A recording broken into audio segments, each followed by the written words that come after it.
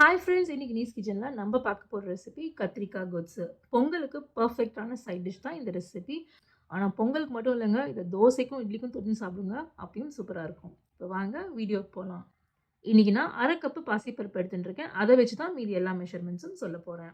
முதல்ல கத்திரிக்காய் கொத்ஸுக்கு இந்த மாதிரி ஒரு பாத்திரத்தில் 6 மணி நேரம் ஊற வச்ச பாசிப்பருப்பு அரை கப்பு எடுத்துக்கலாம். அதுக்கு மேலே 1/4 கப்பு பொடிசு பொடிசாக நறுக்கின தக்காளி, 1/4 கப்பு சின்னதாக நறுக்கின வெங்காயம், 1/4 கப்பு நல்ல நீட்டமாக தின்னாக நறுக்கின வெங்காயம். இந்த மாதிரி 2ஆக கட் பண்ணி போட்டிங்கன்னா டேஸ்ட் நல்லா எலிவேட் ஆகிட்டு ஃப்ளேவர்ஸ் நல்லா மிக்ஸ் ஆகி சூப்பராக இருக்கும்.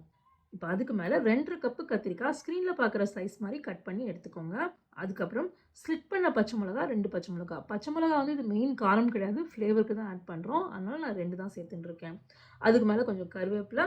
அதுக்கப்புறமா பருப்புக்கு தேவையான தண்ணி எடுத்துக்கோங்க. எனக்கு அரை கப்பு பருப்புக்கு 1 கப்பு தண்ணி தேவை. ஒவ்வொரு பருப்புக்கு இது மாறுறது. உங்கள் பருப்புக்கு எவ்வளோ வேணுமோ சேர்த்துக்கோங்க. கத்திரிக்காய்க்கெலாம் தண்ணி சேர்க்கவே வேண்டாம். இப்போ அதுக்கும் மேலே 1/4 டீஸ்பூன் மஞ்சள் பொடி, அதுக்கப்புறமா அரை டீஸ்பூன்லேருந்து 1 டீஸ்பூன் சாம்பார் பொடி சேர்த்துக்கோங்க. சாம்பார் பொடி தான் அதோட மெயின் ஸ்பைஸ். உங்கள் ஸ்பைஸ்க்கு ஏற்ற மாதிரி இதை மாற்றிக்கோங்க. அதுக்கப்புறமா அரை டீஸ்பூன் எண்ணெய் சேர்த்துக்கலாம். எண்ணெய் சேர்த்தா தான் அது பொங்கி வராமல் இருக்கும். ஏன்னா இந்த ரெசிபியை நான் வந்து பொங்கலுக்கு மேலே டைரெக்டாக வைக்க போகிறேன். அது நம்ம சிம்பிள் சமையல் சீரீஸில் செப்பரேட்டாக வரப்போகுது.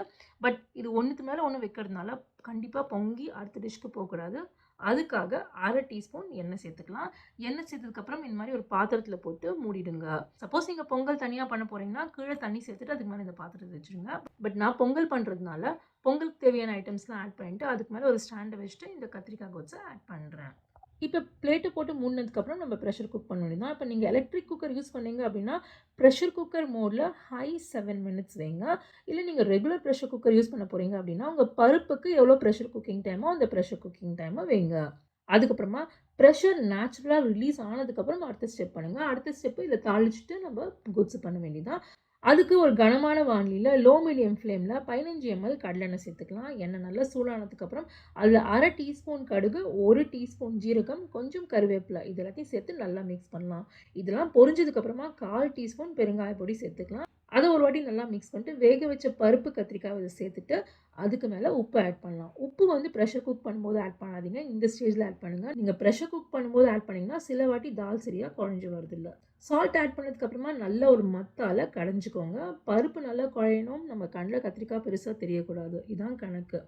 மத்தால் நல்லா மசிச்சதுக்கப்புறமா ஒரே ஒரு கொதி வந்தால் போதும். அதுக்கு மேலே கடைசியாக கொத்தமல்லி தூவிட்டோம்னா நம்ம கத்திரிக்காய் கொத்ஸு ரெடி. நம்ம சேனலில் rice Pongal, quinoa Pongal, millets Pongal அப்படின்னு 3 வெரைட்டிஸ் ஆஃப் பொங்கல் இருக்குது.